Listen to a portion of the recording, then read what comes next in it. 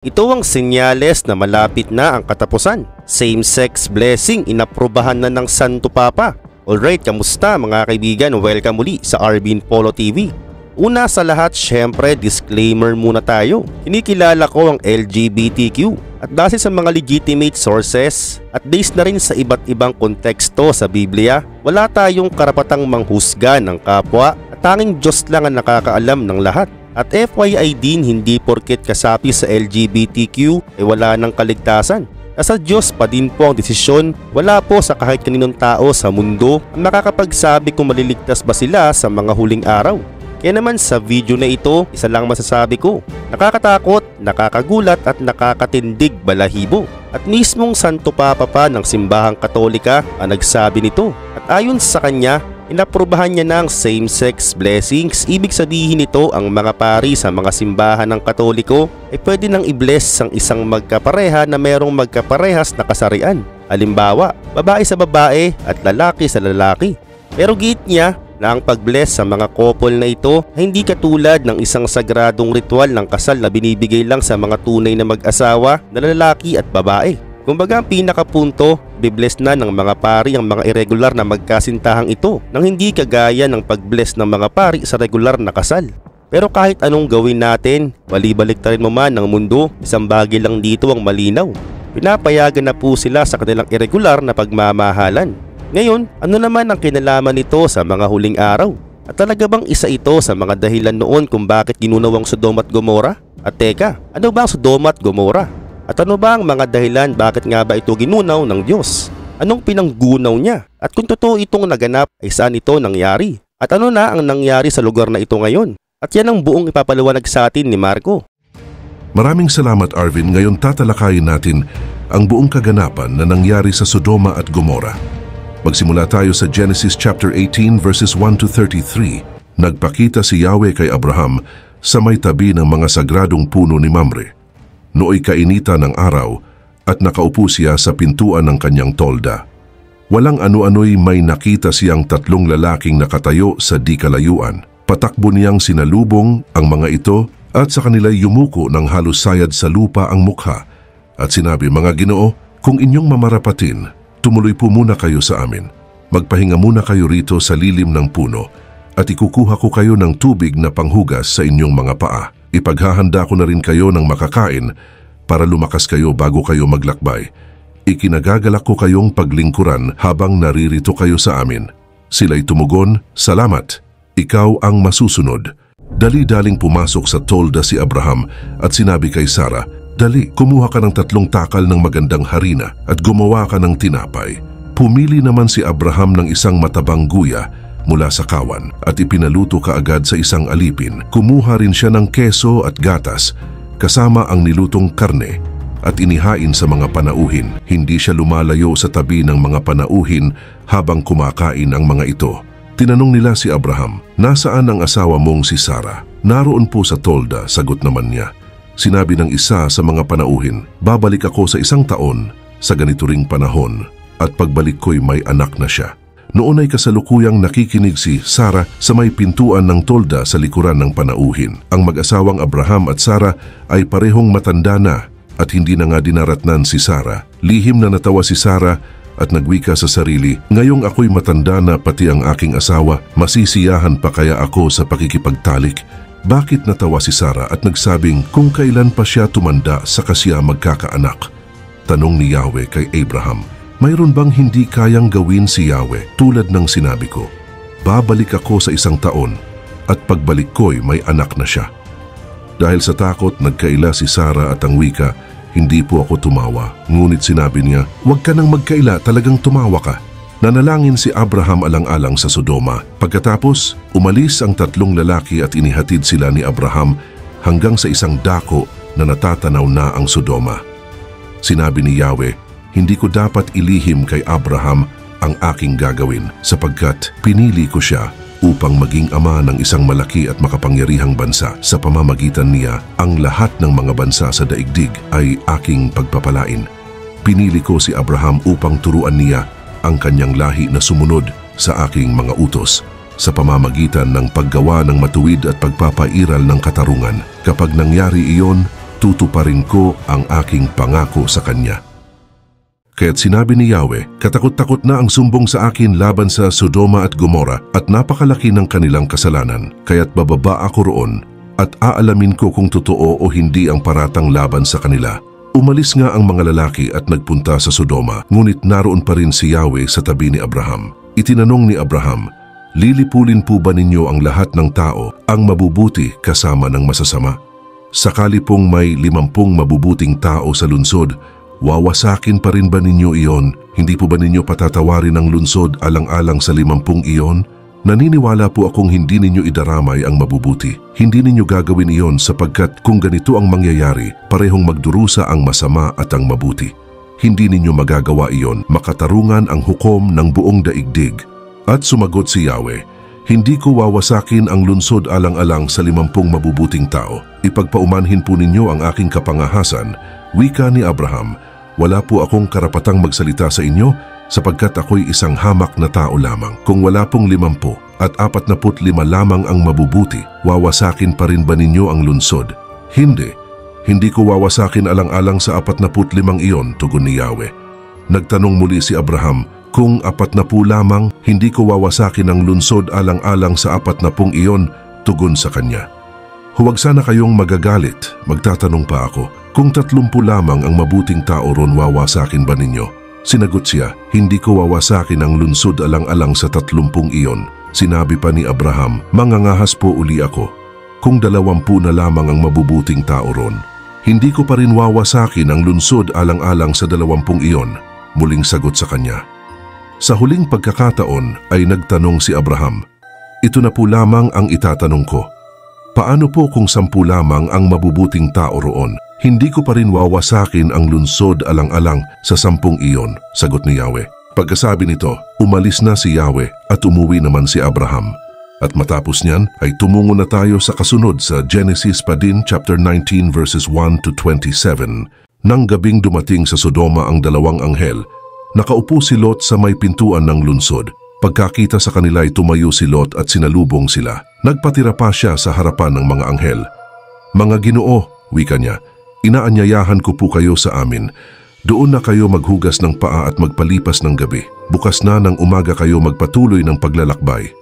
Ngunit sumagot sila, huwag na, dito na lang kami sa lansangan magpapalipas ng gabi.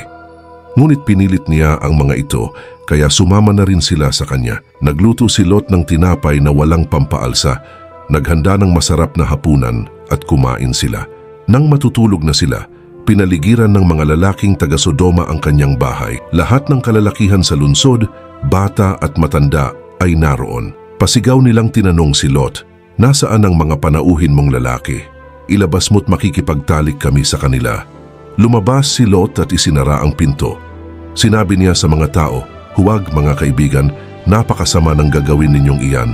Ako'y may 2 anak na dalaga, sila na lang ang ibibigay ko sa inyo at gawin ninyo sa kanila ang gusto ninyo. Huwag lamang ninyong galawin ang mga lalaking ito, mga panauhin ko sila at dapat ko silang ingatan.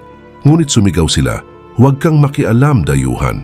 Sino kang magtuturo sa amin ng aming gagawin? Tumabi ka kung ayaw mong masaktan ng higit kaysa kanila. Itinulak nila si Lot at tinangkang wasakin ang pinto. Ngunit hinaltak siya ng kanyang mga panauhin at isinara ang pinto. Pagkatapos binulag nila ang mga tao sa labas, kaya't hindi makita ng mga ito ang pinto. Iniwan ni Lot ang Sodoma. Sinabi ng 2 panauhin kay Lot, magmadali ka. Isama mong lahat ang iyong mga anak at iba pang kamag-anak na nakatira sa lungsod na ito. Umalis na kayo rito sapagkat gugunawin na namin ang lungsod na ito. Pinakinggan ni Yahweh ang mabibigat na sumbong laban sa mga taga-Sodoma at pinapunta kami ni Yahweh upang wasakin ang lungsod na ito.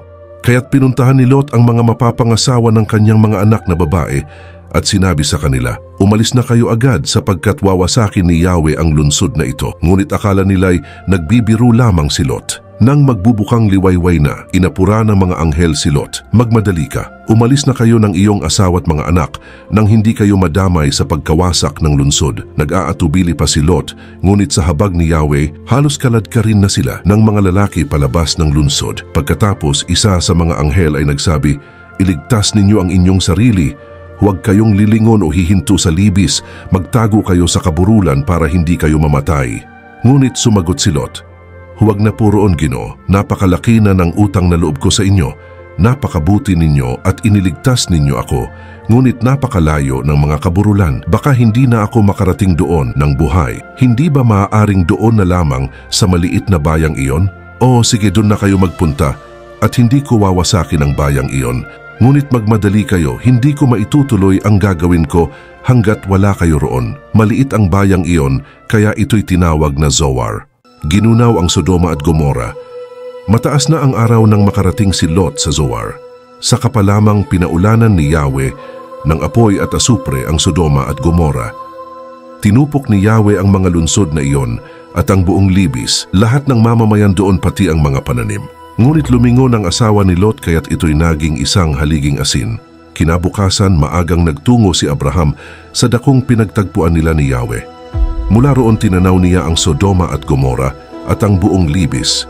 Nakita niyang tumataas ang makapal na usok na parang nagmumula sa malaking hurno. Nang gunawin ng Diyos ang mga lunsod na iyon, hindi nawaglit sa kanyang isipan si Abraham, kaya iniligtas niya si Lot. At ngayong alam muna ang mga naganap sa Sodom at Gomora, ay ngayon alamin naman natin kung ano-ano ang mga kasalanan ng mga tao doon. Bakit ito ginunaw ng Diyos? Sa katunayan, walang eksaktong talata sa Biblia sa kung ano ang mga kasalanan ng mga tao doon. Pero base sa ilang pag-aaral at pananaliksik, ginunaw ito ng Diyos dahil sa napakadaming dahilan.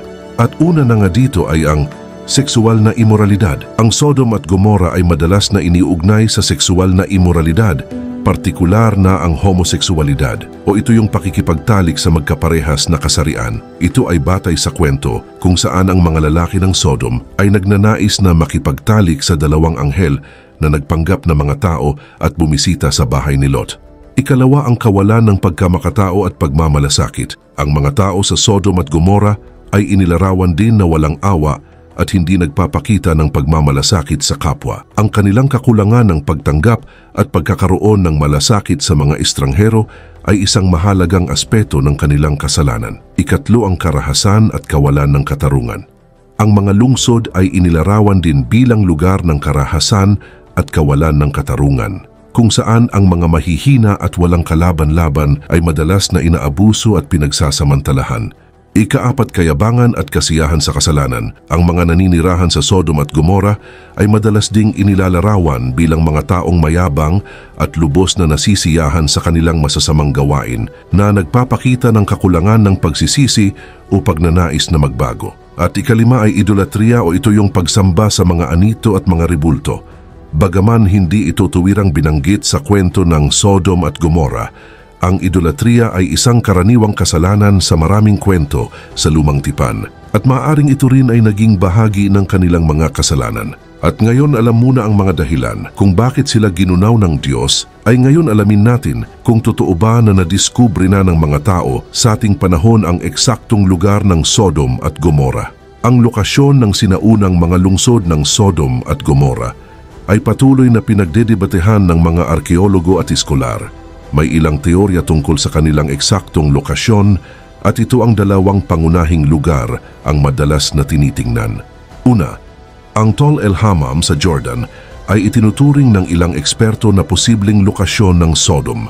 Pinangunahan ni Stephen Collins, isang arkeologo mula sa Trinity Southwest University, ang isang grupo ng mga eksperto na nagsuri sa mga labi sa Tol El Hammam at nakakita sila dito ng mga ebidensya ng isang malakas na pagsabog na maaring sanhi ng isang malaking airburst o kometa. Natagpuan nila ang mga bakas ng matinding init tulad ng natunaw na pottery shards at nasunog na mga materyales na nagmungkahi ng isang di pangkaraniwang mataas na temperatura ang bumagsak dito.